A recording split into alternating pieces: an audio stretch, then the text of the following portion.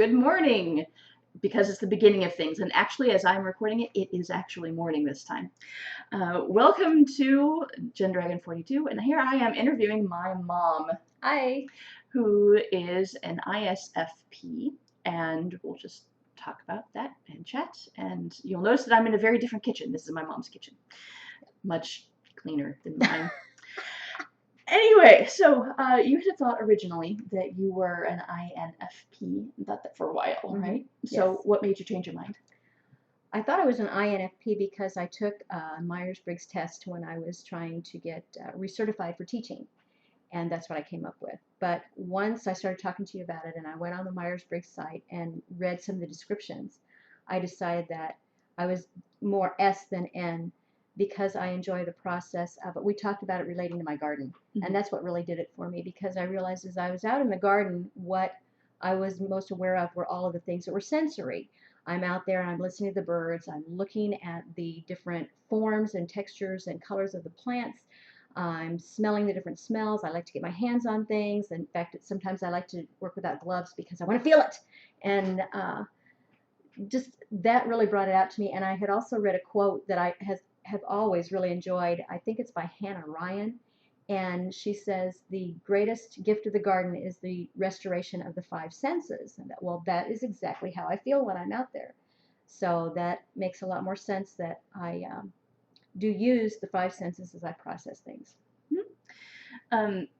So that is part of what being ISFP means to you. Is there any more that you would want to say about that? The F part has been a real challenge for me because, as we've talked about, everything is processed through my feelings and what would I feel like. That's led me to make some assumptions about people that were not true, because I was basing it on what would I do in this situation, what would I feel like. I need to make the situation calm and peaceful for people because I like that myself. I don't want people to have to be in conflict when maybe conflict is what they need to get through something. So that's been a real eye-opener for me about how I do that, and it's explained a lot of things that I didn't understand before. Now I do. Why things happened and why I went through what I did, because I was being so much of a feeling person. And specifically introverted feelings. So your feelings you process independently of what else is going on, and not necessarily, I mean, you do care about other people, right? But you're not thinking about the corporate group No. operational need. You're thinking about how you feel and then relating it right out. So any other specific instances of being FI dominant? And that is another reason why it could be easy to confuse INFP and ISFP, is they're both FI dominant. So they lead with the same function. I don't know, because I don't know all of the specifics about when you start talking about FI and TI and that kind of thing. The introverted part I can certainly identify with, because it was explained at one time that introverts get energized by being alone and extroverts get energized by being with people. And I didn't understand that, because always before an introvert, if you were explained to be an introvert, you were this withdrawn, antisocial, navel gazing, weird person that couldn't identify with people. And no, it's not that, because of the way I work with people, but it's more on a one-on-one or small group basis, which I'm most happy with. But I can certainly work with people, but I am worn out when I'm done with them. And I have a meeting tonight where I will be exhausted when I get done with it, because it's a very intense helping people situation. And I can do that. I enjoy it, but it's just exhausting. So once I finally understood that that's what was going on, I wasn't simply trying to be a hermit. That helped make it a little easier to accept too. Yep. And also, actually, being an extrovert doesn't necessarily mean you're energized by being with people. It's that you're energized by external stimuli. Oh, okay. And so you'll notice that especially ETs are often less quote unquote social than EFs. Okay. Makes sense. I think of Sherlock. Yes. The BBC Sherlock. Yeah, he doesn't like people, but he needs the case. He needs the external stimulation. So okay. That is also, and I was the only extrovert in the family. Yes. So it wasn't bad. It was extremely peaceful. growing up in a house full of introverts. That's right. And I didn't feel squashed at all. In fact, I probably did most of the squashing. So speaking of our family growing up, Yes. So how do you feel that you are similar or different in an MBTI / processing? We talked about this last night. It's kind of funny. One of the things that I noticed that used to drive me crazy was people would leave things out or leave a little mess. And of course, I would be the mom. I would clean it up. And I would always think, why are you doing this? Why are you making this? Don't you care that you're making extra work for me? And so, no, as you pointed out, it never crossed your mind. No. You didn't see the mess. No, Dad's an INTP and I'm an ENTP. We never saw the mess. It never even crossed our field of consciousness. And the funny thing was, we just talked about last night about this issue of crumbs on the countertop after making a sandwich, and how he never noticed that they were even there. No. This morning when I got up, there were a few crumbs, but obviously he made an attempt to clean it up because he realized this is important to you. So I want to do what's important to you. Exactly. When it's brought to your attention and you care, you do something about it. But otherwise, you don't know. Yeah, because we have FE. We want to take care of the group. We're not very good at it, but we want to. You just have to tell us what it is that you need, or else we will have no idea. And I think that might be one of the problems for the introverted feeling people, because we do care about things like that, and we get hurt easily because we assume that you know, and that you're not doing it because you don't care. And that is absolutely not true. One of the things that after going through this, I can see the real danger of making assumptions, because I am the token sensor in the house, and the alien, as Jen calls me. There's a family dynamic thing that I got from NFP. Check out the channel. That was a good episode. So I had to understand that it was not that, obviously I always felt loved in this house, always, and appreciated. But whenever I would when I would be going through a pity party, that's when it would come out like, they're not taking care of this stuff. They don't care. They're making me do all this work. And no, that is not what was going on. Yes. So the interesting thing is that now that I know it, I can see it happening. And it's okay. It's all right. It's not.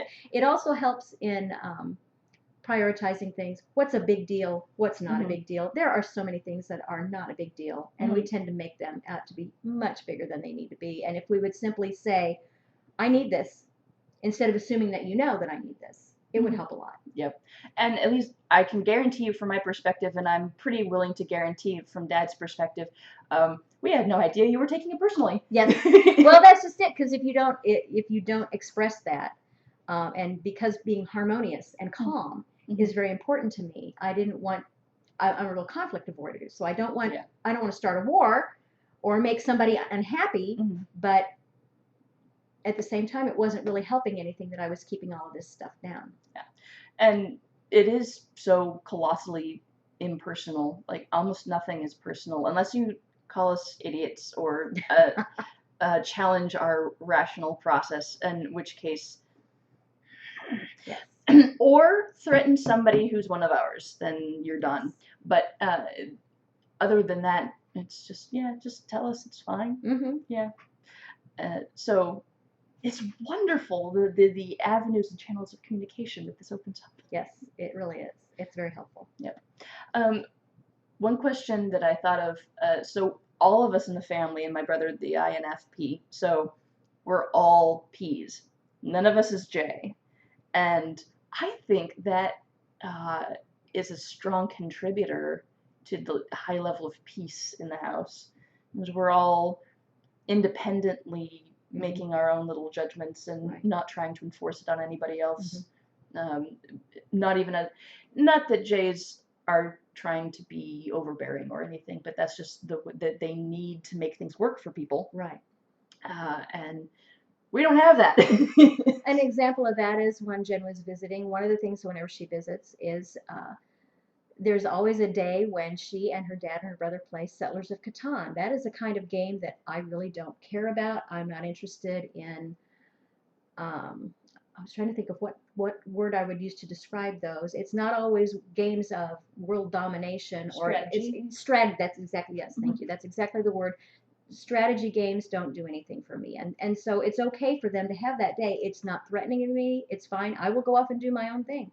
And it's perfectly fine that you guys enjoy that, and that's something that you can do together and bond with. And so that I think that with the since we're all P's, we're okay with that. No one person says we have to do this game or we have to do this thing because we have to do it. Yeah, and we don't care when we do anything. So oddly enough, my visits have become fairly ritualized, or in the sense that there are certain things that I do with certain people and certain groups of people, and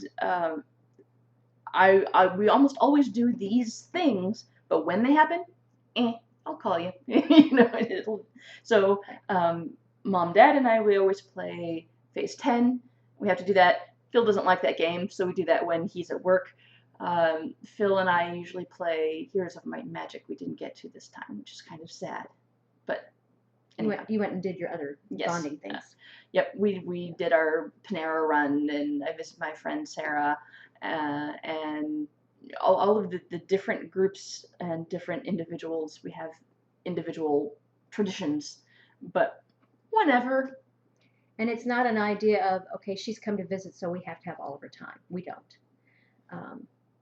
We enjoy the time that we do have because of her dad's work schedule. He has bits and pieces here that he can see her, and we try to do things that he enjoys that we can do together. Just a line of best fit. Right. It's more of a, it doesn't have to be done a certain way or at a certain time. It's just what is going to be something that we can do that we can relax and just enjoy being together. Yep. Which is extremely useful on a vacation.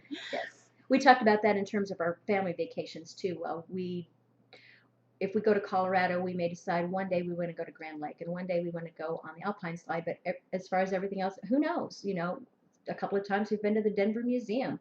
A couple of times we've just hung around, and we went on a trip to see a silver mine, an old silver mine, and we like to do that kind of thing. And it's not, we don't go with an agenda. We just go to get away. Yes. That's the whole purpose. Don't do the things that you do here necessarily. Unstructured time. Unstructured, yes. We're going to have unstructured time. That's And right. you feel like doing something, we'll do that today. Yeah. So, yes, that is what it's like growing up in a family full of P's. Especially a lot of NPs, but, you know, SPs are also cool for that kind of thing. All right, so do you have any questions for me? The last question she had for me was talking about the similarities and differences between the SE and NE. I could think of a lot of differences. I don't know that I understand the similarities. Yeah. The similarity is that it's about a breadth of experience. So you're taking in a lot of information outside of yourself. So you're focused on, it's called in Jungian the object. Okay. And for you, you're taking in the actual physical reality, sensation. So that all the five senses, all of that's coming to you in strong detail and strong impression. Makes a strong impression on you. For us, that doesn't happen at all. I look at the object. I look at the mouse. I'm looking at the mouse, and my first thought is the construction of the mouse and what I know. Nobody knows how to make a mouse because somebody knows how to get the oil, somebody knows how to press somebody knows how to make the dyes, somebody knows how to put them, you know, but no one person knows how to. But it's the same size and shape as a hand axe. So I'm thinking about all of the theoretical implications of this mouse, and then afterwards I realized that it's also purple and has cute little things. My first thought was, it's purple. Yeah.